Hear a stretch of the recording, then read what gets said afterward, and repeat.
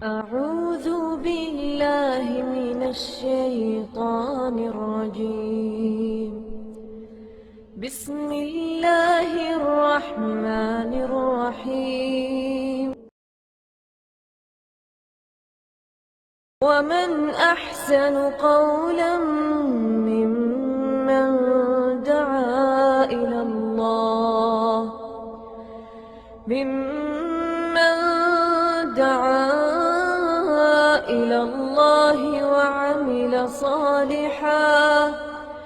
وعمل صالحا وقال إنني من المسلمين.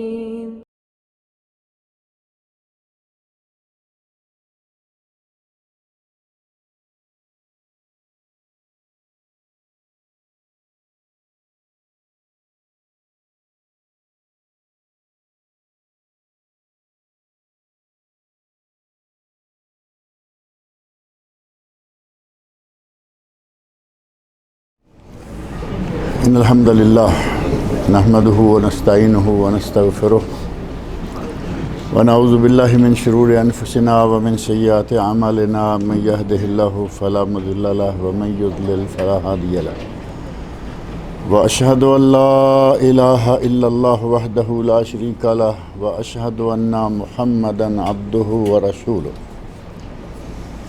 أما بعد فإن خير الحديث كتاب الله وخير الهدي هدي محمد صلى الله عليه وسلم وشر الأمور محدثاتها وكل محدثة بدعة وكل بدعة ضلالة وكل ضلالة في النار. رب اشرح لي صدري ويسر لي أمري واحلل عقدة من لساني يفقهوا قولي. رب أعوذ بك من همزات الشياطين وأعوذ بك رب أن يحضرون.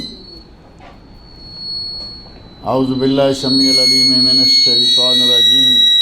سبحان الذي خلق الأزواج كلها مما تنبت الأرض ومن أنفسهم ومما لا يعلمون. وآية لهم الليل نسلخ منه النهار فإذا هم مظلمون. والشمس تجري لمستقر لها ذلك تقدير العزيز العليم. والقمر قدرناه منازل حتى عاد كالأرجون القديم. لا الشمس ينبغي لها أن تدرك القمر ولا الليل سابق النهار وكل في فلك يسبحون.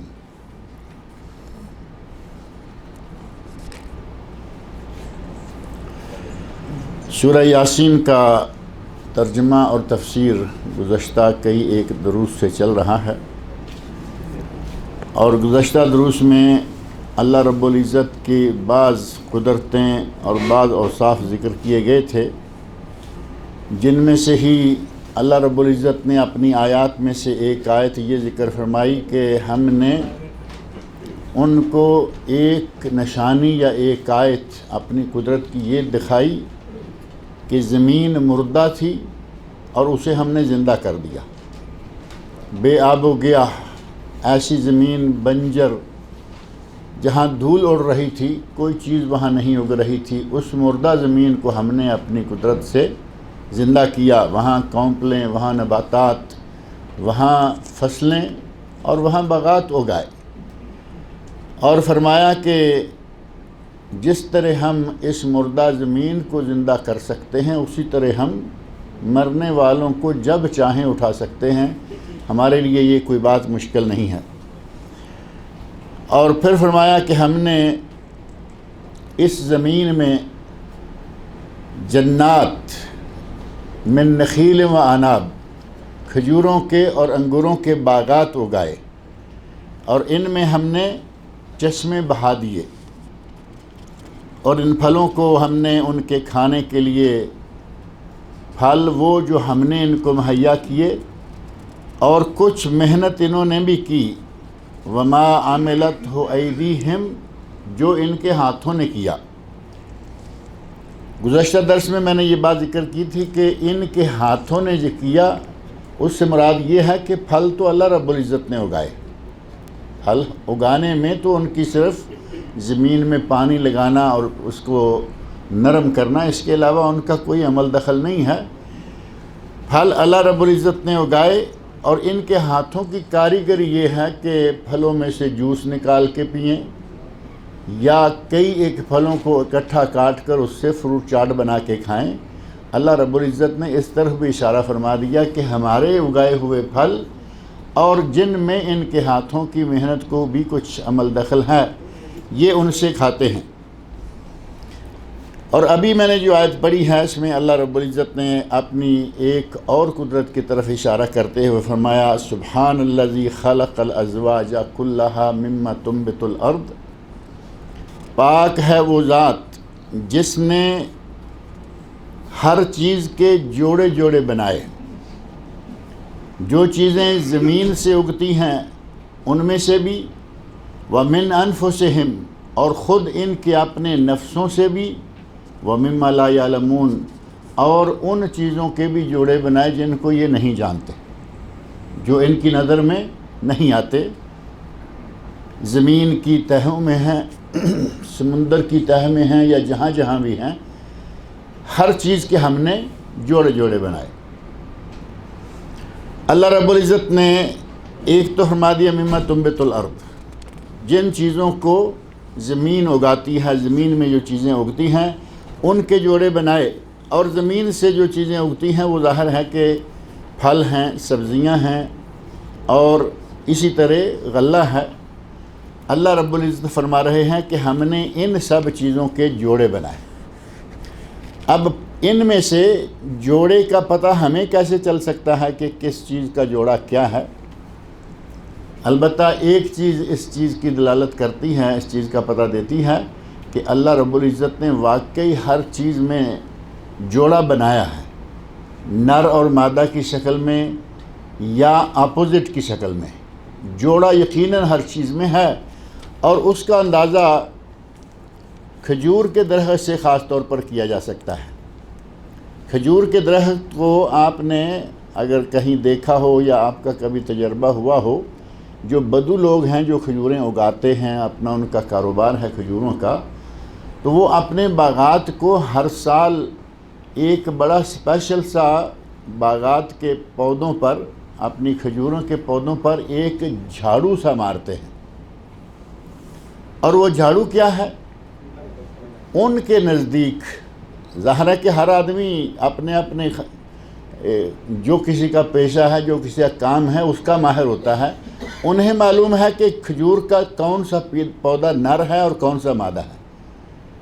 تو وہ نر پودے کا خوشہ کاٹ کر اس خوشے کو، جس کے پیچھے ٹہنی بھی ہے، آگے خوشہ ہے، جتنی باقی کھجوریں ہیں جو ان کے نزدیک مادہ ہیں، ان کے اوپر جا کے وہ ایسے جھاڑتے ہیں۔ اس میں سے کیا نکلتا ہے؟ کچھ دانے نکلتے ہیں اور کچھ جیسے پاؤڈر ہوتا ہے، پاؤڈر ٹائپ چیز نکلتی ہے، اور اس کے نتیجہ میں کھجوریں جو ہیں وہ اچھا پھل دیتی ہیں۔ تو اس کا مطلب یہ ہوا کہ جب کھجوروں میں یہ بات موجود ہے تو یقیناً انگوروں میں بھی ہوگی، اور جو باقی پھل ہیں ان میں بھی ہوگی، سبزیات تک میں ہوگی۔ اللہ رب العزت نے ارشاد فرمایا کہ ہم نے ہر چیز کا جوڑا بنایا جو زمین اگاتی ہے ان میں سے، وَمِنْ أَنفُسِهِمْ اور ان کے اپنے نفسوں میں جوڑا بنایا۔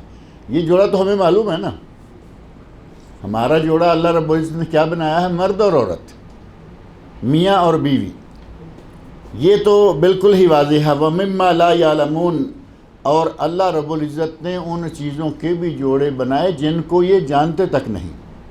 اب ظاہر ہے کہ ہماری نظر میں کچھ چیزیں ہیں، کچھ نباتات ہیں، کچھ سبزیات ہیں، کچھ باغات ہیں، اور کچھ چیزیں ہیں، بے شمار ایسی چیزیں ہیں اللہ کی مخلوق میں سے جن کو ہم نہیں جانتے۔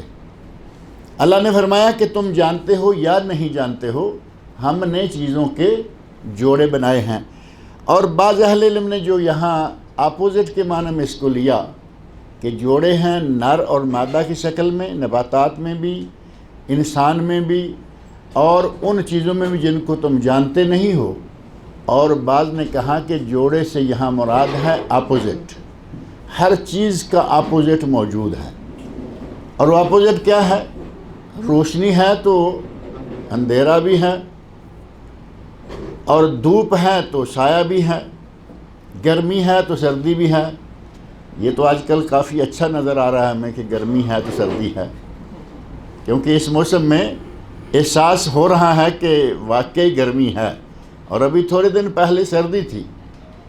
اللہ رب العزت نے ہر چیز کو، حتیٰ کہ جمادات میں، نباتات میں جوڑے، اور اللہ رب العزت نے ہر چیز میں جوڑے جوڑے بنائے، زمین آسمان۔ اور بعض مفسرین نے یہاں تک کہا کہ یہ دنیا اور آخری دنیا یہ ایک دوسرے کے لیے جوڑا ہے۔ یہ دنیا یا اس دنیا کی زندگی آخری زندگی کے لیے ایک علامت بھی ہے کہ یہ زندگی ہے تو آخری بھی ہوگی، اور آخرت اور دنیا یہ آپس میں ایک دوسرے کے جوڑا ہیں۔ اللہ رب العزت نے ہر چیز کا جوڑا جوڑا بنایا، اور کس کس چیز کا نام لیں آپ دیکھیں، اپوزٹ کریں تو آپ کے سامنے ہر چیز آ جائے گی کہ واقعی اللہ رب العزت نے جہاں مرد بنایا عورت ہے، روشنی بنائی اندھیرا ہے، گرمی بنائی سردی ہے، بے شمار چیزیں جو ہیں ان کو گنوایا جا سکتا ہے۔ اور اس بات کو اللہ رب العزت نے قرآن کریم کے کئی مقامات پر ذکر فرمایا ہے۔ ایک یہ مقام ابھی سورۃ یاسین کا ہے، اور اسی طرح سورہ زخرف کی 12ویں آیت میں اللہ رب العزت نے ارشاد فرمایا والذی خلق الازواج کلھا، اور وہ ذات جس نے ہر جوڑے کو یا ہر چیز کے جوڑے کو بنایا، وَجَعَلَ لَكُم مِّنَ الْفُلْكِ وَالْأَنْعَامِ مَا تَرْكَبُونَ، اور اللہ نے تمہارے لیے کشتیاں اور کچھ جانور جن پر تم سواری کرتے ہو وہ بھی بنائے۔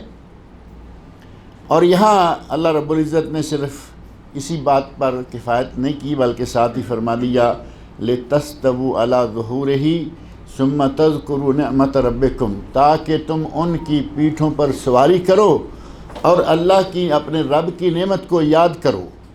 اِذَا اسْتَوَيْتُمْ عَلَيْهِ وَتَقُولُوا، اور اللہ کی نعمت کو یاد کرنا کیسے ہوگا سواری کرتے وقت، کہ جب تم سوار ہو جاؤ تو یہ کہو سبحان الذی سخر لنا ھذا وما كنا له مقرنین وإنا إلی ربنا لمنقلبون۔ قرآن کریم میں یہ دو آیتیں ہیں سورہ زخرف کی، اور نبی اکرم صلی اللہ علیہ وسلم کا عمل مبارک یہ تھا کہ آپ جب سواری پر سوار ہوتے تو پہلے 3 مرتبہ اللہ اکبر اللہ اکبر اللہ اکبر یہ کہنے کے بعد پھر یہ آیتیں پڑھتے سبحان الذی سخر لنا ھذا وما كنا له مقرنین وإنا إلی ربنا لمنقلبون۔ اور سواری کے لیے دعائیں اور بھی ہیں، ظاہر ہے کہ آپ وہ دعاؤں کی کتابوں میں پڑھتے ہوں گے۔ گاڑیوں کی سواریاں ہم سب کرتے ہیں، اور یقیناً وہ دعائیں جو ہیں وہ سب کو یاد بھی ہوں گی۔ بسم اللہ مجرہا و مرساہا ان ربی لغفور رحیم، یہ بھی دعا ہے نا سواری کی۔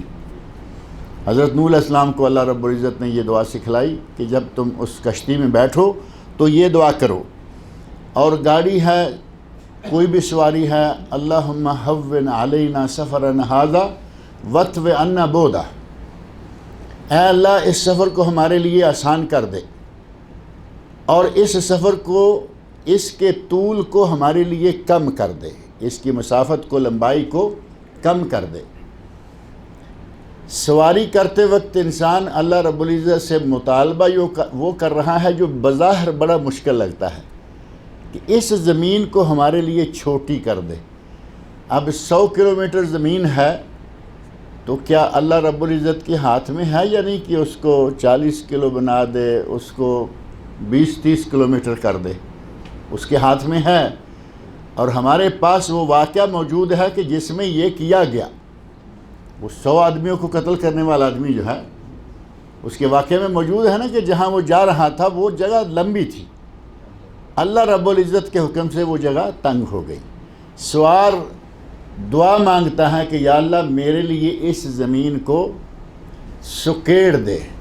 میرے لیے تنگ کا لفظ میرے خیال اچھا نہیں ہے کہ میرے لیے اس زمین کو تنگ کر دے۔ زمین تو تنگ اس کے لیے ہوتی ہے کہ جس کے لیے کوئی راستہ نہ بچ رہا ہو۔ زمین کی مسافت کو کم کر دے، زمین کو سکیڑ دے، میرا سفر جو ہے وہ جلدی ختم ہو جائے۔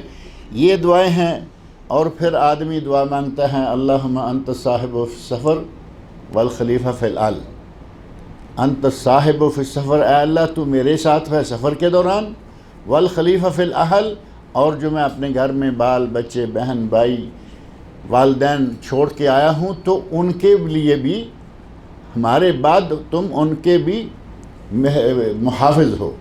خلیفہ فی الارض کا معنی خلیفہ فی الأہل، ہمارے اہل و عیال اور گھر والوں کی بھی محافظ، یعنی سفر میں ہمارے محافظ اور گھر والوں کے لیے بھی محافظ۔ اب صرف اپنا نہیں بلکہ مسافر یہ بھی کہتا ہے کہ جس طرح اے اللہ تو میری حفاظت کرے گا میرے گھر والوں کی بھی حفاظت کرنا۔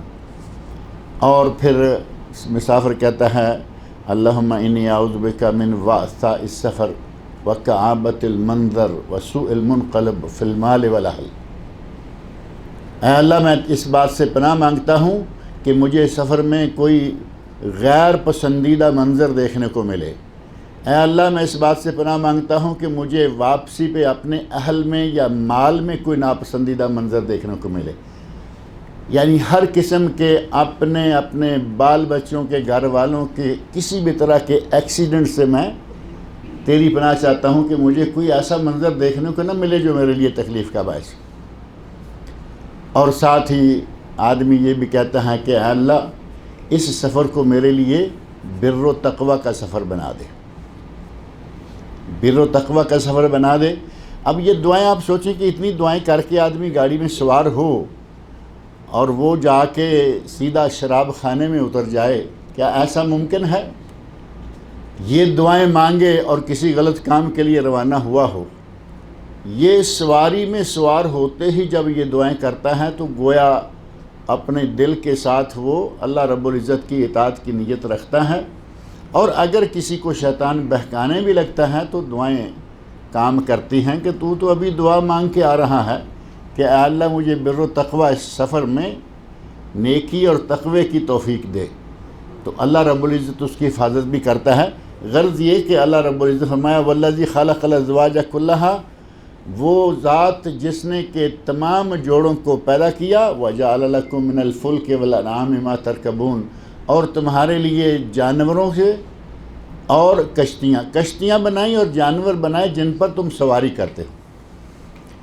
اب کشتیوں کی سواری بھی معروف ہے اور جانوروں کی سواری بھی معروف ہے، گھوڑا ہے گدھا ہے، ان پہ سواریاں کی جاتی ہیں، اور کبھی کبھی بعض لوگ تو ان جانوروں پر بھی سوار ہو جاتے ہیں جو سواری کے لیے نہیں ہوتے۔ اب بھینس گائے وغیرہ، گھوڑا گدھا اور اونٹ تین تو معروف ہیں، یہ تو سواری کے کام بھی آتے ہیں، بار برداری کے کام بھی آتے ہیں، لیکن بھینس اور گائے وہ تو سواری کے جانور نہیں، لیکن آپ نے دیکھا ہوگا کہ لوگ بھینسوں پر بھی سوار ہیں، گائیوں پر بھی سوار ہیں۔ اللہ رب العزت فرما رہے ہیں کہ ہم نے آپ کے لیے سواری کے جانور بنائے اور تمہارے لیے یہ کشتیاں بنائیں۔ اور اسی طرح دیگر مقامات پر اللہ رب العزت نے یہ بات بیان فرمائی کہ ہم نے ہر چیز کا جوڑا بنایا۔ اس بات کو قرآن کریم کے متعدد مقامات پر اللہ رب العزت ذکر فرمایا، اور یہ اپنی قدرت کے طور پر اللہ رب العزت بیان کر رہے ہیں کہ یہ ہماری قدرت ہے کہ ہم نے ہر چیز کا جوڑا جوڑا بنایا ہے۔ وَآیَةٌ لَهُمُ اللَّيْلُ، اور ان لوگوں کے لیے ہماری ایک نشانی رات بھی ہے۔ رات اور دن کا بدلنا، رات آ رہی ہے دن جا رہا ہے، دن آ رہا ہے رات جا رہی ہے، فرمایا کہ یہ بھی ہماری نشانیوں میں سے ایک نشانی ہے۔ نسلخ منہ النہار، رات سے ہم دن کو کھینچ لیتے ہیں یا رات سے دن کو الگ کر لیتے ہیں۔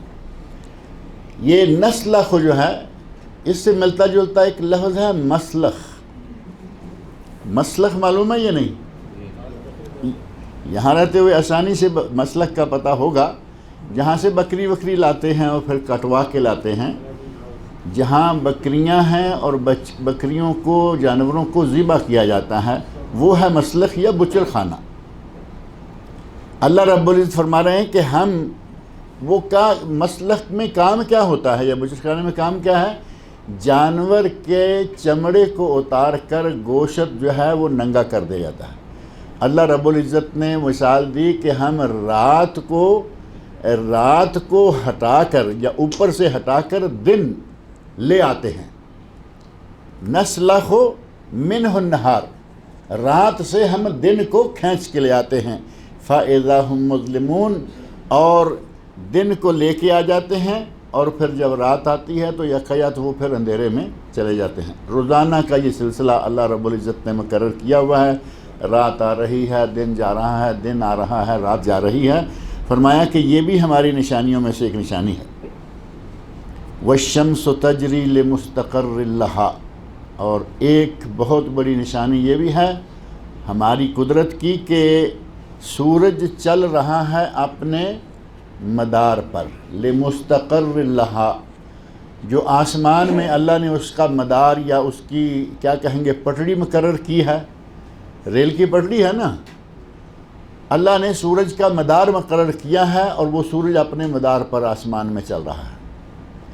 اور کبھی ایسا نہیں ہے اور کبھی آج تک ایسا نہیں ہوا تاریخ نشانی میں کہ یہ پٹڑی سے اترا ہو اور جا کے چاند سے ٹکرا گیا ہو. یہ بات کئی مرتبہ میں نے ذکر کی ہے. ہوائی جہازوں کی ٹکریں ہوئیں، ریل گاڑیوں کی ٹکریں ہوئیں، بسوں کاروں کا تو ہم روز دیکھتے رہتے ہیں. لیکن اللہ رب العزت کا اتنا مضبوط نظام ہے آسمان کا نظام فلکی کہ چاند سورج کی آپس میں کبھی ٹکر نہیں ہوئی، نہ کبھی ریکارڈ میں آئی نہ سننے میں آئی. اللہ رب العزت ان کا دونوں کے مقام یا ان دونوں کے مدار، ان دونوں کا راستہ مقرر کر رکھا ہے، وہ کبھی بھی ادھر سے ادھر نہیں ہوتے. ایک معنی مستقر کا یہ کیا گیا کہ آسمان میں فلک میں جو اس کا مدار ہے وہ اس پر ہی رہتا ہے، ادھر ادھر نہیں جاتا. اور ایک یہ ہے وَالشَّمْسُ تَجْرِي لِمُسْتَقَرٍّ لَهَا، سورج چلتا ہے اپنے مستقر یا اپنے ٹھکانے تک. سورج کا جو ٹھکانہ ہے اس ٹھکانے تک سورج چلتا ہے. اب سورج کا ٹھکانہ کون سا ہے؟ جہاں جا کے وہ قرار پاتا ہے، یہاں جا کے وہ رکتا ہے. ہمیں تو سورج رکتا نظر نہیں آتا نا، ہمیں تو معلوم ہے کہ صبح نکلتا ہے، ساری مسافت طے کر کے ہم سے آگے گزر جاتا ہے. لیکن یہ سورج جو ہے اس کا بھی ایک مستقر ہے، ایک مقام ہے جہاں جا کے وہ رکتا ہے. اور اس مقام کا پتہ ہمیں نبی اکرم صلی اللہ علیہ وسلم کے ارشاد سے چلتا ہے، جو کہ صحیح بخاری اور صحیح مسلم میں صحیح سند سے ثابت ہے. سائنسدانوں نے ہمیں کچھ اور بتا رکھا ہے، لیکن ہم اگر غور کریں تو پتہ چلتا ہے کہ سورج کا بھی ایک مقام ہے، وہ جہاں جا کے رکتا ہے. اور وہ مقام نبی اکرم صلی اللہ علیہ وسلم نے حضرت ابو ذر غفاری رضی اللہ عنہ سے مخاطب ہو کر فرمایا، سورج کے رکنے کا یا سورج کا جو مقام ہے وہ کون سا ہے؟ پوچھا کہ ابو ہریرہ معلوم ہے کہ سورج جب غائب ہو جاتا ہے، غروب ہو جاتا ہے تو کہاں جاتا ہے؟ صحابہ کرام رضی اللہ عنہم کو مغز ماری کرنے کی عادت نہیں تھی، یہ کریں گے وہ کریں گے، وہاں ہوگا یہاں ہوگا. صاف سیدھا لفظ، اللہ و رسولہ عالم، اللہ جانتا ہے یا اس کے رسول جانتے ہیں، ہم نہیں جانتے.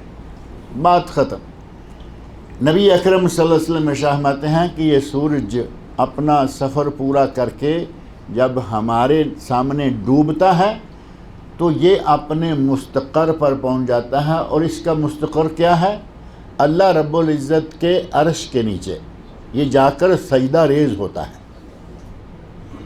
سورج جب ہمارے سامنے ڈوب جاتا ہے تو اللہ رب العزت کے عرش کے نیچے جا کر یہ سجدہ ریز ہوتا ہے اور اجازت طلب کرتا ہے کہ میں اگلے دن نکلوں یا نہ نکلوں. یہ سورج کا روزانہ کا عمل ہے اور اللہ رب العزت کا حکم لے کر اگلے دن پھر یہ طلوع ہو جاتا ہے. ایک وقت آئے گا کہ یہ سورج اسی طرح جا کے سجدے میں اللہ رب العزت سے طلوع ہونے کی اجازت مانگے گا تو اللہ رب العزت فرمائے گا کہ نہیں، واپس چلے جاؤ جہاں سے آئے ہو. اب وہ کہاں سے آیا ہے وہ تو واضح ہے نا، مغرب سے گیا ہے. اس دن اس کو طلوع ہونے کی، مشرق سے طلوع ہونے کی اجازت نہیں ملے گی تو وہ مغرب سے ہی طلوع ہو جائے گا. اور جب سورج مغرب سے طلوع ہوگا تو وہ کیا دن ہوگا؟ وہ قیامت کا دن ہوگا۔ تو اس کا مطلب یہ ہوا کہ سورج کا ایک مقام ہے، ایک مستقر ہے، یہ اس مستقر تک چلتا ہے، وہاں جا کے اللہ رب العزت کے عرش کے نیچے سجدہ ریز ہوتا ہے، اللہ سے نئے سرے سے نکلنے کی اجازت طلب کرتا ہے۔ روزانہ کا یہ اس کا عمل ہے اور قیامت تک یہ عمل جاری ہے۔ قیامت کے دن اللہ اس کو منع کر دے گا نکلنے سے، بلکہ کہے گا کہ واپس پلٹ جاؤ، تو یہ سورج جو ہے وہاں سے واپس پلٹ جائے گا۔ وَالشَّمْسُ تَجْرِي لِمُسْتَقَرٍّ لَهَا، سورج چلتا ہے اپنے مستقر تک۔ ذَلِكَ تَقْدِيرُ الْعَزِيزِ الْعَلِيمِ، یہ ایک اندازہ ہے اللہ رب العزت کی طرف سے، ایک اندازہ تقدیر، ایک اندازہ ٹھہرایا ہوا ہے، با علم اور غالب۔ العزیز غالب اور علیم با علم یا بہت ہی زیادہ علم رکھنے والا۔ یہ اللہ رب العزت جو ہر کام پر ہر طرح سے غالب ہے اور ہر چیز کا جاننے والا ہے، یہ اللہ رب العزت کی اس ذات نے یہ سارا سلسلہ جو ہے وہ بنایا ہوا ہے۔ وَالْقَمَرَ قَدَّرْنَاهُ مَنَازِلَ، اور چاند کی ہم نے منزلیں مقرر کی ہیں۔ مفسرین نے لکھا ہے کہ چاند کی 28 منزلیں ہیں، روزانہ یہ ایک منزل پار کرتا ہے۔ 28 منزلیں پار کرنے کے بعد یہ کبھی ایک دن غائب رہتا ہے اور کبھی 2 دن غائب رہتا ہے۔ جس مرتبہ ایک دن غائب رہ کر طلوع ہوتا ہے تو مہینہ کتنے کا ہو گیا؟ 29 کا ہو گیا نا، اور جس دن 2 دن غائب رہ کے یہ طلوع ہوتا ہے تو وہ مہینہ 30 دن کا ہوتا ہے۔ اللہ رب العزت فرماتے ہیں کہ ہم نے چاند کی منزلیں مقرر کر رکھی ہیں اور وہ باریک سا نکلتا ہے، اور جیسے جیسے منزل بڑھتی ہے اس کا سائز بڑا ہوتا جاتا ہے، اور 14ویں کا چاند معروف ہے نا، پورا مکمل ہو جاتا ہے، اور پھر اس کے بعد دوبارہ چھوٹا ہونا شروع ہو جاتا ہے۔ حتی عاد کالارجون القدیم، حتی عاد کالارجون القدیم، یہاں تک کہ پھر دوبارہ وہ سوکھی ہوئی ٹہنی کی طرح ہو جاتا ہے۔ آخری چاند جو ہے وہ جیسے چڑھتا ہے پہلے دن کا پتلا سا، اسی طرح آخری دن کا چاند جو ہے وہ بھی۔ اور اللہ رب العزت نے مثال دی اور فرمایا کالارجون القدیم، جو کھجور کی پرانی ٹہنی ہوتی ہے ٹیڑھی سی، یہ پھر اس طرح کا ڈیزائن جو ہے وہ اختیار کر جاتا ہے۔ آگے فرمایا للشمس ینبغی لہا، سورج کا اللہ رب العزت کے حضور سجدہ کرنا، سورج کا اللہ رب العزت کے حضور سجدہ کرنا، چاند کا سجدہ کرنا، دیگر تمام چیزوں کا سجدہ کرنا، یہ باتیں قرآن کریم کے ایک آدھ مقام پر نہیں، یہ قرآن کریم کے بکثرت مقام پر یہ بات آئی ہے کہ یہ چیزیں یقیناً سجدہ کرتی ہیں۔ ان میں سے بعض مقامات جو ہیں وہ آپ کے سامنے ذکر کر دیں۔ سورۃ الحج میں آیت نمبر 18، الم تری ان اللہ یسجد لہ من فی السماوات ومن فی الارض والشمس والقمر والنجوم والجبال والشجر والدواب وکثیر من الناس۔ اب جو چیزیں اللہ رب العزت کو سجدہ کرتی ہیں ان میں سے موٹی موٹی چیزوں کا ذکر کرتے ہوئے اللہ رب العزت فرماتے ہیں الم تری ان اللہ یسجد لہ، کیا تم دیکھتے نہیں ہو کہ اللہ کو سجدہ کرتے ہیں من فی السماوات، وہ جو کہ آسمانوں میں ہیں، اور آسمانوں میں کون ہیں؟ فرشتے ہیں، ملائکہ ہیں۔ ومن فی الارض، اور جو زمین میں ہیں، اور زمین میں کون ہیں؟ انسان بھی ہیں اور حیوان بھی ہیں، پرندے بھی ہیں، کیڑے مکوڑے بھی ہیں، یہ سارے کے سارے۔ والشمس والقمر، سورج اور چاند بھی سجدہ کرتے ہیں، والنجوم، اور ستارے بھی سجدہ کرتے ہیں، والجبال، پہاڑ بھی سجدہ کرتے ہیں، والشجر، اور درخت بھی سجدہ کرتے ہیں، والدواب، اور جانور بھی سجدہ کرتے ہیں، وکثیر من الناس۔ جب انسانوں کی باری آئی تو یہ نہیں کہا کہ انسان بھی سجدہ کرتے ہیں، اللہ رب العزت نے 2 لفظوں میں ہماری ساری حقیقت کھول دی کہ سارے انسان سجدہ نہیں کرتے. کثیر من الناس، بہت سارے لوگ، ظاہر ہے کہ جو مسلمان ہیں وہی سجدہ کریں گے نا، اور مسلمانوں کی تعداد جو ہے وہ انسانوں کے مقابلے میں کتنی ہے؟ کوئی 1/4 یا 1/3 کر کے، بلکہ اب 1/3 ہونے والی ہے.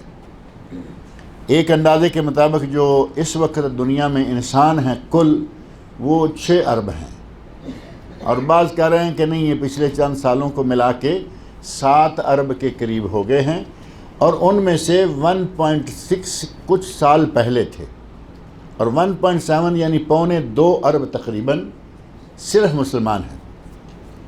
بہت بڑی تعداد ہے یا نہیں؟ 1.25 ارب، 7 ارب میں سے یہ اباؤٹ 1/4 نہیں بلکہ 1/3 بنیں گے. اتنی بڑی مخلوق اللہ رب العزت کی، اللہ رب العزت کے سامنے سجدہ کرنے والی ہے. مسلمان، ان کے بارے میں اللہ رب العزت فرماتے ہیں کہ بہت سارے انسان، وَكَثِيرٌ مِّنَ النَّاسِ، لوگوں میں سے بھی بہت سارے لوگ ہیں جو سجدہ کرتے ہیں. وَكَثِيرٌ حَقَّ عَلَيْهِ الْعَذَابُ، اور بہت سارے دوسرے ہیں جن پر اللہ کا عذاب جو ہے وہ صادق آ چکا ہے. وَمَن يُهِنِ اللَّهُ فَمَا لَهُ مِن مُكْرِمٍ، جسے اللہ ذلیل کر دے اسے دنیا کی کوئی طاقت عزت نہیں دے سکتی. جسے اللہ ذلیل کرنا چاہے، دنیا کی کوئی طاقت، آپ اس کو سر کا خطاب دیجئے، آپ اس کو جو چاہے خطاب دے رہی ہے. جسے اللہ ذلیل کرنا چاہتا ہے اسے دنیا کی کوئی طاقت عزت نہیں دے سکتی. ان اللہ یفعل ما یشاء، فرمایا کہ اللہ جو چاہتا ہے وہ کرتا ہے. اسی طرح سورہ بنی اسرائیل کی آیت نمبر 44 میں اللہ رب العزت ارشاد فرماتے ہیں، تسبح لہ السماوات السبع والارض ومن فیہن، اللہ کی تسبیح بیان کرتے ہیں آسمان بھی ساتوں اور زمین بھی، اور جو کچھ ان زمین و آسمانوں میں ہے، یہ سارے کے سارے. وَإِن مِّن شَيْءٍ إِلَّا يُسَبِّحُ بِحَمْدِهِ، کوئی چیز بھی اس پوری کائنات میں، پوری مخلوقات میں کوئی چیز بھی ایسی نہیں ہے جو اللہ کی تسبیح بیان نہ کرتی ہو. وَلَكِن لَا تَفْقَهُونَ تَسْبِيحَهُمْ، لیکن تم ان کی تسبیح کو نہیں جانتے. اب پہاڑ تسبیح بیان کرتے ہیں، سجدہ اللہ نے فرمایا کرتے ہیں. سورج چاند ستارے تسبیح بیان کرتے ہیں، سجدہ کرتے ہیں. فرشتوں کا تسبیح کا بیان کرنا تو سمجھ میں آتا ہے. اب پہاڑ تسبیح بیان کرتا ہے، اور پہاڑ اللہ رب العزت کے ڈر سے سجدہ بھی کرتا ہے. سجدہ فرمایا نا، سورج چاند ستارے پہاڑ. اور قرآن کریم میں ہی اللہ رب العزت نے فرمایا ہے کہ پہاڑوں میں سے وہ پہاڑ ہیں جن سے پانی نکلتا ہے، چشمے نکلتے ہیں، اور پہاڑوں میں سے ہی وہ پہاڑ ہیں جو کہ اللہ کے ڈر سے ٹوٹ کر گر جاتے ہیں. پہاڑوں کے ٹکڑے اللہ کے ڈر سے. ہمیں تو لگتا ہے نا یہ پتھر گرا ہے، بس ٹھیک ہے پتھر گرا ہے. کچھ پتھر ایسے ہیں کہ جو صرف اللہ رب العزت کے ڈر سے اپنی جگہ سے نکلتے ہیں اور گرتے ہیں. اللہ رب العزت کی مخلوقات میں سے آپ دیکھیں، انسانوں کی باری آئی تو کثیر کا لفظ آیا، باقی ساری چیزیں ساری کی ساری مطیع اور فرمان ہیں. ساری کی ساری چیزیں اللہ رب العزت کی تسبیحات بیان کرنے والی ہیں. کوئی بھی ایسی نہیں ہے کہ جو کہ انکار کرے. انہ کان حلیما غفورا، بے شک اللہ رب العزت بڑا ہی بردبار اور بخشنے والا ہے. یہاں اللہ رب العزت نے اپنے لیے لفظ حلیم استعمال فرمایا ہے. الحلیم نہیں ہے، حلیماً غفورا. حلیم بھی ہے اور غفور بھی ہے. اب تو میرا خیال ہے حلیم والا مسئلہ چھیڑنے کی ضرورت نہیں ہے نا، وہ کافی مرتبہ سامنے آیا ہے. الف لام کے بغیر بھی حلیم ہے اللہ رب العزت، اور الف لام لگ جائے تو پھر تو پکا حلیم ہو گیا. اور اگر الف لام نہیں ہے تو پھر ضروری نہیں ہے کہ وہ صرف اللہ رب العزت کے لیے ہو. انسان بھی حلیم ہوتے ہیں اور کھانے والی بھی حلیم ہے. سورۃ النحل میں اللہ رب العزت ارشاد فرماتے ہیں، آیت نمبر 48 ہے، اولم یروا الی ما خلق اللہ من شیء، کیا یہ دیکھتے نہیں کہ اللہ رب العزت نے جو بھی چیزیں بنائی ہیں، یتفیع ظلالہ عن الیمین والشمائل سجدا للہ وہم داخرون، ان کے سائے، اللہ نے جو بھی چیز بنائی ہے جن کا سایہ ہے ان کے سائے دائیں اور بائیں جھکتے ہیں۔ اب دیکھیں صبح کے وقت سایہ ایک چیز کا مغرب کی طرف ہے، سر پہ آیا کچھ دیر کے لیے سایہ غائب ہو گیا، سورج مغرب کو گیا تو سایہ شمال کو گیا، مشرق کو گیا۔ چیزوں کے سائے یمین یسار دائیں بائیں پھیلتے ہیں یا جھکتے ہیں، اور یہ ان کا سجدہ ہے، سجدن للہ وہم داخرون، اور وہ عاجزی کا اظہار کر رہے ہوتے۔ ہم سمجھتے ہیں کہ یہ سورج کی وجہ سے ایسے ہوا، اللہ رب العزت کہہ رہے ہیں کہ یہ میرے سامنے سجدہ ریز ہوتے ہیں۔ اور سجدہ ریز، درختوں کا سجدہ ریز ہونا، ٹہنیوں کا دائیں بائیں ہونا، اب یہ ضروری تو نہیں ہے نا کہ ہر چیز ہماری طرح اپنا ماتھا زمین پہ رکھے تبھی سجدہ ہے۔ جس مخلوق کو اللہ نے جو تعلیم دی ہے اس کے مطابق وہ سجدہ کر رہے ہیں۔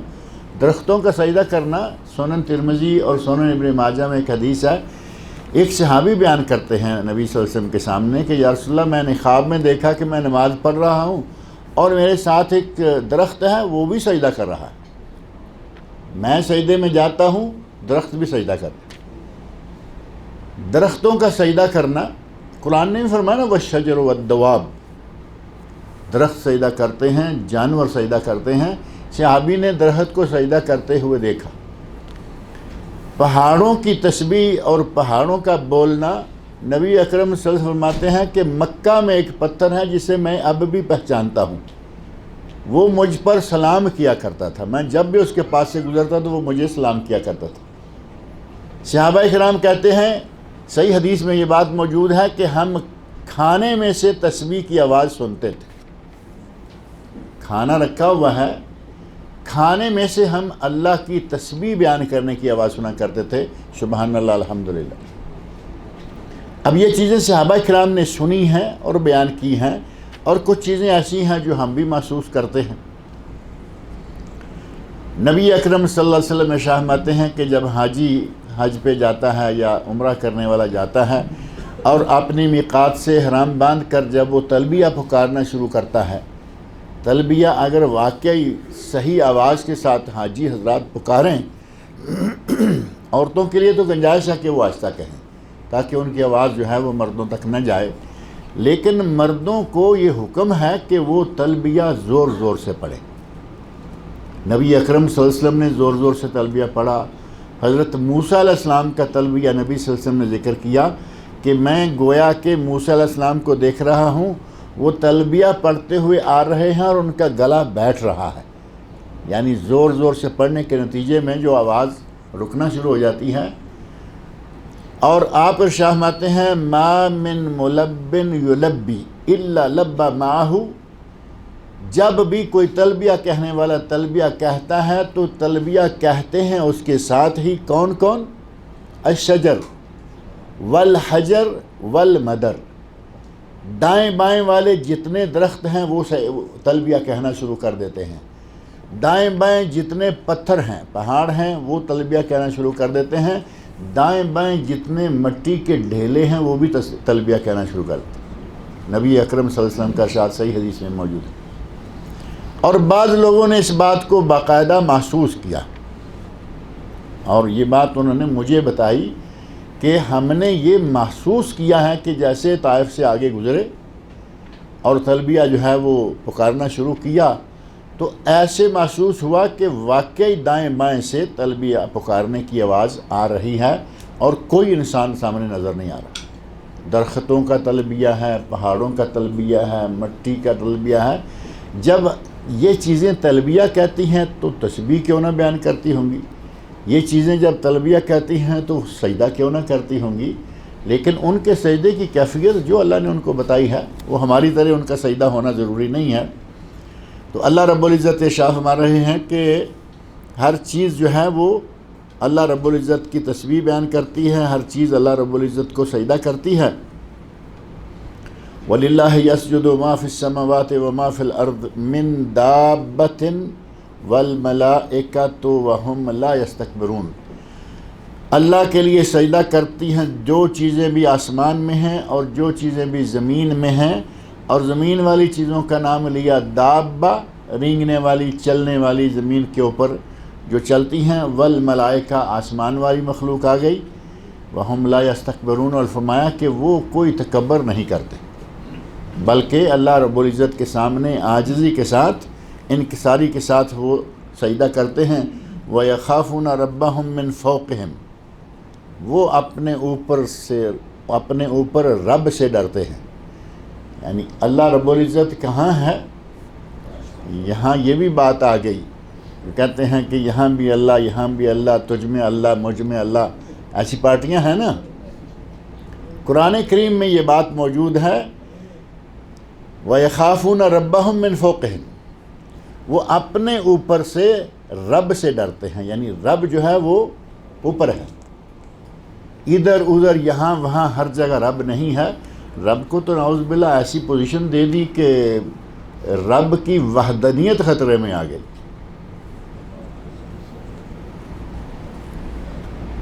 وَيَفْعَلُونَ مَا يُؤْمَرُونَ، اور وہ صرف وہ کام کرتے ہیں جن کا ان کو حکم دیا گیا ہوتا ہے، یعنی کوئی نافرمانی نہیں، کوئی اپنی من مانی نہیں، بلکہ صرف وہ کام کرتے ہیں جو کہ اللہ رب العزت نے ان کو دیے ہیں یا کرنے کا حکم دیا ہے۔ اور ایک آیت سورۃ الرعد میں ہے، آیت نمبر 15، وَلِلَّهِ يَسْجُدُ مَنْ فِي السَّمَاوَاتِ وَالْأَرْضِ طَوْعًا وَكَرْهًا، جو کچھ زمینوں میں ہے، آسمانوں میں ہے، دل و جان سے یا مجبور ہو کر اللہ کو سجدہ کرتا ہی کرتا ہے۔ دل و جان سے کرے، راضی خوشی کرے، نہیں تو اللہ رب العزت کے سامنے وہ مجبور و بے بس ہے، ہر حال میں اسے سجدہ کرنا ہے۔ وَظِلَالُهُمْ بِالْغُدُوِّ وَالْآصَالِ، اور ساتھ ہی فرمایا کہ اور ان کے سائے بھی صبح و شام۔ اب یہ درخت ہیں، درختوں کے سائے، پہاڑ ہیں، پہاڑوں کے سائے، اللہ رب العزت کو اللہ کی ساری مخلوق سجدے کرتی ہے۔ اب تقریباً کوئی چیز ایسی بچی جس کو کہا جائے کہ وہ سجدہ نہیں کرتی ہوگی؟ اللہ رب العزت کو ہر چیز سجدہ کر رہی ہے۔ وَآیَةٌ لَهُمُ اللَّيْلُ، ان کے لیے نشانی ہے رات، نَسْلَخُ مِنْهُ النَّهَارَ، جس سے ہم دن کو کھینچ لے آتے ہیں، فَإِذَا هُمْ مُظْلِمُونَ، اور دن جاتا ہے تو پھر وہ اندھیرے میں طریقے میں آ جاتے ہیں۔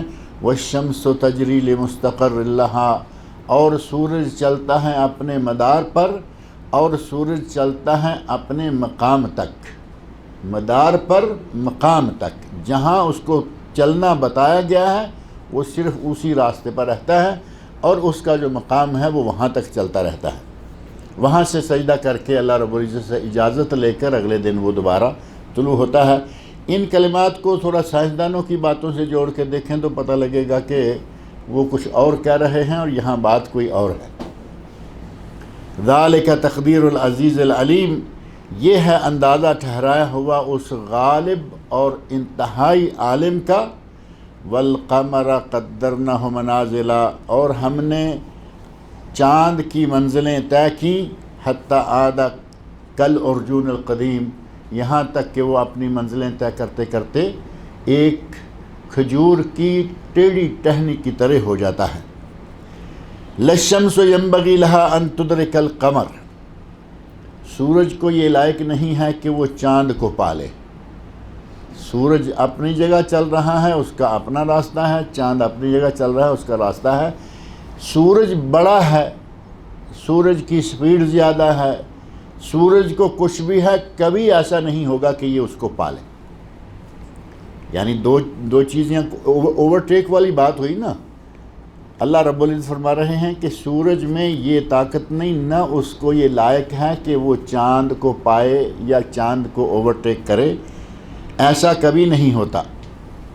وَلَا اللَّيْلُ سَابِقُ النَّهَارِ، اور نہ کبھی ایسا ہوا ہے کہ رات جو ہے وہ دن کو پیچھے چھوڑ کے آگے چلی جائے، اس کو اپنے وقت پہ باری باری آنا ہے۔ کوئی چیز اپنے وقت سے آگے پیچھے نہیں ہوتی۔ وَكُلٌّ فِي فَلَكٍ يَسْبَحُونَ، اور یہ ساری کی ساری چیزیں جو ہیں آسمان میں تیرتی پھرتی ہیں۔ یسبحون، تیرتے پھرنا، یعنی اللہ رب العزت نے آسمان پہ ان کے لیے جو راستے بنائے ہیں یہ اپنے راستوں پر رہتے ہیں۔ وَآیَةٌ لَهُمْ أَنَّا حَمَلْنَا ذُرِّيَّتَهُمْ فِي الْفُلْكِ الْمَشْحُونِ، اور لوگوں کے لیے ایک علامت یہ بھی ہے کہ ہم نے انہیں سوار کیا، ان کی اولادوں کو سوار کیا فی الفلک المشحون، ایک بھری ہوئی کشتی میں۔ ہم نے ان کی اولادوں کو سوار کیا ایک بھری ہوئی کشتی میں، وَخَلَقْنَا لَهُم مِّن مِّثْلِهِ مَا يَرْكَبُونَ، اور ان کے لیے ایسے بہت ساری کشتیاں اور بہت ساری سواریاں تیار کی جن پر وہ سواری کرتے ہیں۔ وَإِن نَّشَاءْ نُغْرِقْهُمْ فَلَا صَرِيخَ لَهُمْ وَلَا هُمْ يُنْقَذُونَ، اگر ہم چاہیں تو ان کے کشتیاں اور جہاز ڈبو دیں۔ اللہ رب العزت کے ہاتھ میں ہے یا نہیں؟ یہ تو منظر دیکھنے میں آتے رہتے ہیں، سمندروں میں جہاز ڈوبتے ہیں، بڑے بڑے جہاز، چھوٹی چھوٹی کشتیاں کیا ہیں، ٹائٹینک بھی ڈوب گیا، ٹوٹ بھی گیا، ڈوب گیا، اور اس کے وہ جو بنانے والا ہے، اس کا بڑا انجینئر جس نے بڑی وہ کیا کہتے ہیں بڑی بڑک ماری اور انتہائی بدتمیزی کی اللہ رب العزت کی شان میں، کہا کہ میں نے وہ جہاز بنایا ہے کہ اس کو اللہ بھی چاہے تو نہیں ڈبو سکتا۔ اس بدبخت کا جہاز سمندر میں تیر ہی نہیں پایا، جیسے سمندر میں پہنچا ہے اس کا حشر ساری دنیا نے دیکھا، اور اب تو وہ ایک افسانہ بن چکا ہے۔ اللہ رب العزت چاہے تو ٹائٹینک کو بھی ڈبو دے اور اس کے باپ دادے کی بنائی ہوئی کشتیاں بھی ڈبو دے۔ وہ کون ہے؟ یہ تو اس ذات پاک کی انسانوں پر مہربانی ہے کہ پانی کی تہہ پر یہ اپنے جہاز لیے پھرتے ہیں، پانی کی تہہ پہ کشتیاں لیے پھرتے ہیں، کشتیوں میں جا کے مچھلیاں پکڑ کے لا رہے ہیں، کشتیوں میں جا کے نیچے سے ہیرے جواہرات لا رہے ہیں۔ کتنی چیزیں اللہ رب العزت نے گنوا کے قرآن کریم میں سنوائیں۔ فرمایا وَإِن نَّشَاءْ نُغْرِقْهُمْ، اگر ہم چاہیں تو انہیں غرق کر دیں، فَلَا صَرِيخَ لَهُمْ، اس وقت ان کی کوئی چیخ سننے والا نہیں ہوگا، وَلَا هُمْ يُنْقَذُونَ، اور نہ ہی یہ بچائے جائیں، ان کو کوئی بچا نہ سکے، ان کو کوئی وہاں سے نکال کے لا نہ سکے۔ اگر ہم ڈبو دیں تو پھر کون لائے گا؟ اللہ رب العزت فرما رہے ہم جسے ڈبو دیں اسے کون بچائے گا؟ جسے اللہ پکڑنا چاہے وہ کہاں جا سکتا ہے؟ ان بطش ربک لشدید، تیرے رب کی پکڑ بہت ہی سخت ہے۔ الا رحمۃ منا ومتاعا الی حین، سوائے اس کے کہ یہ ہماری طرف سے رحمت ہے اور ایک وقت تک کے لیے متاع ہے، ایک وقت تک کے لیے کچھ فائدہ اٹھانا ہے، اور وہ ایک وقت کب تک ہے؟ انسان کی موت تک اور دنیا کی زندگی تک، قیامت تک، انسان کی موت تک اور اس دنیا کی قیامت تک، کیونکہ دنیا کی موت قیامت ہے، قیامت آئی تو یہ دنیا کا سلسلہ ختم ہوگا، اور انسان جب مرتا ہے تو اس کا وہ سلسلہ جو ہے وہ ختم ہو جاتا ہے۔ اللہ رب العزت نے فرمایا کہ جسے ہم پکڑ لیں اسے کوئی نہیں چھڑا سکتا سوائے اس کے کہ ہم اپنی رحمت سے چاہیں تو اسے چھوڑ دیں۔ اللہ رب العزت مجھے اور آپ سب لوگوں کو قرآن کریم پڑھنے، سننے، سمجھنے اور اس کے احکام پر عمل کرنے کی توفیق عطا فرمائے۔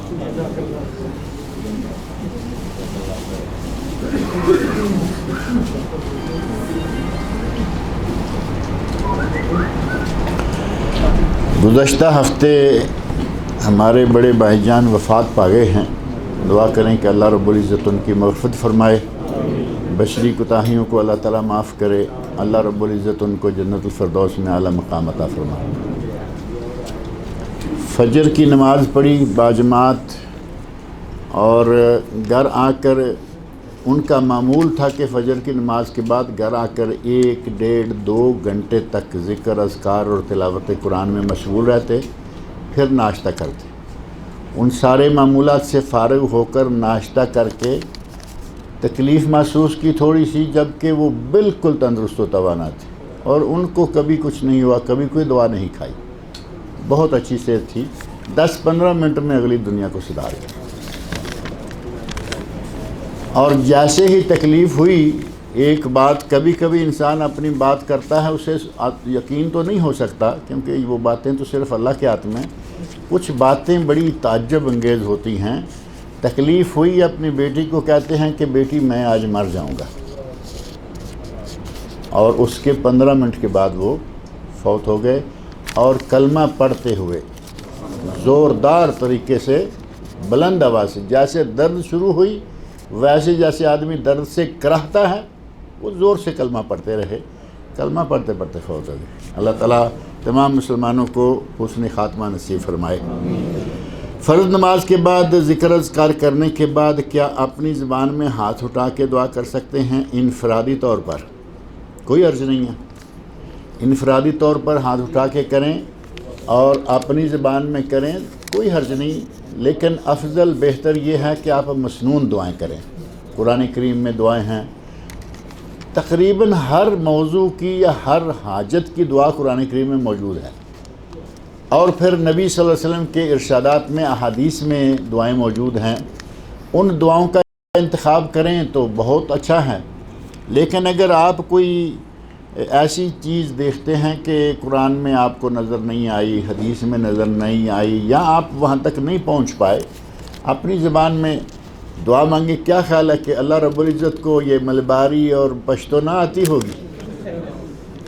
اللہ رب العزت کو سب زبانیں آتی۔ اللہ رب العزت کے بندے کو چیونٹی کی زبان معلوم ہے، وہ تو اللہ ہے، خالق ہے۔ مخلوق سلیمان علیہ السلام چیونٹی کی بات سن لی اور کہا کہ بھائی دیکھ لو۔ والدین کی مغفرت کے لیے دعا کریں۔ اللہ رب العزت جن کے والدین فوت ہو چکے ہیں ان سب کو جنت الفردوس میں اعلیٰ مقام عطا فرمائے۔ جن کے والدین زندہ ہیں اللہ رب العزت ان کو ان کی خدمت کرنے کی توفیق عطا فرمائے۔ موت، وفات اور انتقال میں کیا فرق ہے؟ ایک اور لفظ بھی ہے وصال، انتقال کر گئے ہیں، وصال فرما گئے ہیں، اور وفات پا گئے ہیں، اور موت آ گئی ہے یا مر گئے ہیں۔ ان میں سے کچھ الفاظ ایسے ہیں کہ جو عام مسلمانوں والے نہیں ہیں، وہ خاص لوگوں کے ساتھ، اور خاص لوگ جب ہمارے نزدیک جو ولی ہے، جسے ہم ولی مانتے ہیں، چاہے وہ کپڑوں کے بغیر بیٹھا ہوا ہو، وہ جب مرے تو یہ نہیں کہتے کہ وہ مر گیا ہے، یہ نہیں کہیں گے کہ وہ آدمی فوت ہو گیا، یہ بھی نہیں، ان کے لیے یہ وصال فرما گئے ہیں۔ اب وصال کا معنی کیا ہوتا ہے؟ ایک وصال بدماشوں میں ہوتا ہے، اور وہ ہے عاشق معشوق کا آپس میں مل جانا، بدماش پارٹی ہو گئی نا وہ۔ ایک وصال ان صوفیوں میں ہے، یہ کہتے ہیں کہ یہ حضرت دنیا سے تشریف لے گئے ہیں، اب یہ اللہ سے جا کے مل گئے۔ وصال ان کا اللہ سے وصال ہو گیا۔ پہلے اللہ سے ساری عمر دور بیٹھے رہے، کپڑے تک پہن کے بیٹھنا نصیب نہیں، اور اب یہ سیدھے اللہ کے ساتھ ہی یا وصال کیا ہے۔ اور انتقال کا معنی نقل ہے، ایک جگہ سے دوسری جگہ، نقل مکانی جس کو کہتے ہیں۔ یہ معقول ہے کہ اب دنیا سے آخرت میں منتقل ہو گئے ہیں، اور موت ہے۔ اور حضرت ابوبکر صدیق رضی اللہ عنہ نے نبی صلی اللہ علیہ وسلم کے لیے جو لفظ استعمال فرمایا، سارے شک شبے دور کر دیے، نہ وصال، نہ انتقال، نہ وفات، ان سب لفظوں میں کوئی نہ کوئی کھینچنے والی بات نکل سکتی تھی۔ حضرت ابوبکر صدیق رضی اللہ عنہ کیا فرماتے ہیں؟ من کان یعبد محمدا فإن محمدا قد مات۔ جو محمد صلی اللہ علیہ وسلم کی عبادت کرتا تھا، یعنی رب سمجھتا تھا، اس کا رب مر گیا۔ مات کا لفظ استعمال کر کے حضرت صدیق رضی اللہ عنہ نے قیامت تک آنے والے ان صوفیوں کو مات دے دی کہ یہ جو تم کہتے ہو کہ نہیں زندہ ہیں، اور بڑے عجیب ڈرامے کر کے بتائیں گے لمحہ بھر کے لیے موت آئی، اور پھر کیا عجیب انداز ہیں، لمحہ بھر کے لیے موت آئی اور پھر زندہ ہو گئے، تو پھر تم اٹھا کے قبر تک کیوں لے کے گئے؟ صحابہ کرام اتنے ظالم تھے کہ وہ زندہ نبی کو اٹھا کے قبر میں لے جائیں گے؟ حضرت فاطمہ رضی اللہ عنہا سرانے موجود ہیں، وہ اٹھانے دیں گی؟ حضرت عائشہ صدیقہ موجود ہیں، وہ قبرستان لے جانے دیں گی؟ عجیب رنگ ہے۔ 1400 سال گزر گئے، ان کو حضرت ابوبکر کے الفاظ نہیں یاد ہوئے رضی اللہ تعالیٰ عنہ۔ کہتے ہیں فقد مات، اس کا رب مر گیا ہے۔ کوئی دوسرا لفظ نہیں، نہ وصال کا، نہ انتقال کا، نہ وفات کا، کیونکہ ان سب الفاظ میں تھوڑی کھنچتانی ہو سکتی ہے۔ وہ لفظ استعمال کیا جس میں کوئی دوسرا معنی بنتا ہی نہیں کہ اب یہ فوت ہو گئے ہیں، دنیا سے تشریف لے گئے ہیں۔ حال ہی میں میری ساس کا انتقال ہوا ہے، اللہ رب العزت ان کی مغفرت فرمائے، بشری کوتاہیوں کو اللہ تعالیٰ معاف کرے، اللہ تعالیٰ ان کو جنت الفردوس میں اعلیٰ مقام عطا فرمائے۔ میں اپنی بیوی اور بیٹی کے ساتھ عمرہ پر جا رہا ہوں، کیا ہم تینوں ان کے لیے ثواب کی نیت سے ان کے نام سے، ثواب کے لیے ان کی طرف سے کہیں، نام سے نہیں کہیں؟ عبادت جو بھی ہوتی ہے وہ اللہ کے نام ہوتی ہے۔ جانور کس کے نام ذبح کیا جاتا ہے؟ اللہ کے نام، اور ثواب کی نیت ہو کہ اس کا ثواب ہمارے والد کو جائے، تو نام سے تو نہ ہوا نا، یہ ان کی طرف سے۔ اور آپ یہ تینوں اشخاص اگر ان محترمہ کی طرف سے عمرہ کرنا چاہتے ہیں، اللہ رب العزت ان کو ثواب پہنچائے گا، کیونکہ اہل علم کا کہنا ہے کہ جس طرح حج بدل ہو جاتا ہے اسی طرح عمرہ بدل بھی ہو جاتا ہے، اگرچہ خاص عمرہ بدل کے ہو جانے کی کوئی دلیل نہیں ہے۔ اب یہ قیاس ہے کہ حج ہو گیا تو یہ بھی ہو گیا۔ اب قیاس کی کھینچا تانی کرتے ہوئے کچھ لوگوں نے یہ بھی کہا کہ کسی کی طرف سے طواف بھی کر لے تو ہو جائے گا، جبکہ اس کی کوئی دلیل بھی نہیں، قیاس بھی نہیں۔ اور علامہ ابن باز رحمۃ اللہ علیہ کے سلسلے میں فتویٰ واضح طور پر موجود ہے کہ طواف کسی کی طرف سے کرنا قطعاً ثابت نہیں ہے، لیکن ہمارے لوگ کہتے ہیں جب عمرے میں تو کم از کم 2-1 گھنٹے لگیں گے، یہ اتنے میں ہم کتنے خاندان کے لوگوں کا طواف کر دیں گے؟ تو پھر 1 دن 2 دن 3 دن محنت کر کے اچھی طرح تھک کے بیٹھ گئے، اب ٹیلی فون اٹھایا، چاچا تیرا بھی طواف کر دیا، اماں تمہارا بھی طواف کر دیا۔ یہی رنگ جو ہے ہمارا عمرہ کرنے کا بھی انداز رہتا ہے۔ حالانکہ اگر اپنے لیے آپ بعض دفعہ ہے نا کہ آپ آدمی بار بار اپنے لیے ہی عمرہ کرتا ہے، تو اس کے لیے بہترین حال یہ ہے کہ آپ اپنے لیے بکثرت طواف کریں۔ اگر ثواب زیادہ لینا ہے تو بکثرت طواف کریں، اور اگر نمبر بڑھانے ہیں تو پھر بکثرت عمرہ کریں، کیونکہ 2 نمبر ہوں گے۔ میں نے 10 عمرے کیے ہیں، بہت مارکا کر لیا ہے۔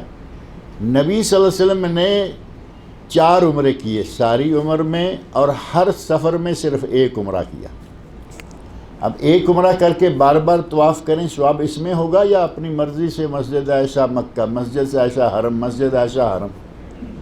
یہ ہمارا اپنا بنایا ہوا ایک اسپیشل انداز ہے جو کہ نبی صلی اللہ علیہ وسلم نے نہیں اپنایا، صحابہ کرام نے نہیں اپنایا۔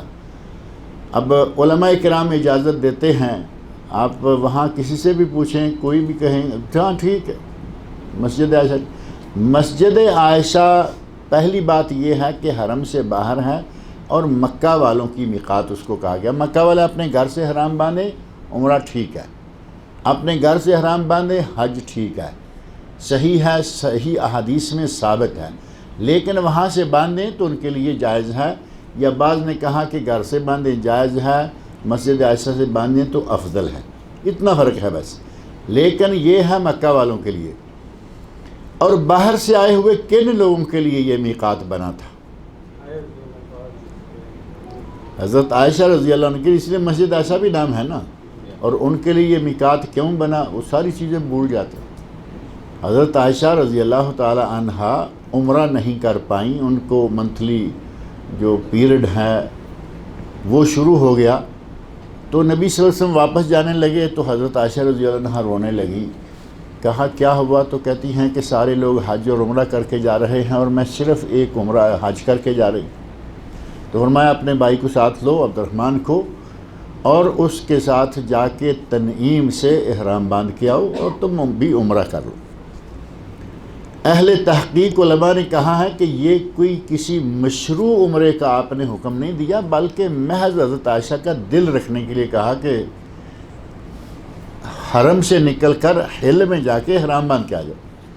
کوئی آدمی یہ ثابت نہیں کر سکتا کہ حضرت عبد الرحمن بھی احرام باندھ کے آئے تھے۔ سگے بھائی ہیں، صحابی ہیں، ابو بکر صدیق رضی اللہ عنہ کے بیٹے ہیں، عبد الرحمن بن ابو بکر اور عائشہ بنت ابو بکر ساتھ موجود ہیں۔ آپ تاریخ کھول لیں، آپ صحابہ کی حیات صحابہ کھول لیں، کچھ بھی کھولیں یہ نہیں پتہ ملے گا کہ عبد الرحمن نے بھی عمرہ کیا، کیونکہ نبی صلی اللہ علیہ وسلم نے حضرت عائشہ کو کہا، وہ جا کے ان کو لے کے آ گئے، عمرہ کرا دیا۔ اب ہمارے مرد بھی کر رہے ہیں، عورتیں بھی کر رہے ہیں، اللہ تعالیٰ رحم فرمائے، اللہ تعالیٰ مجھے اور آپ لوگوں کو نیک عمل کی توفیق عطا فرمائے۔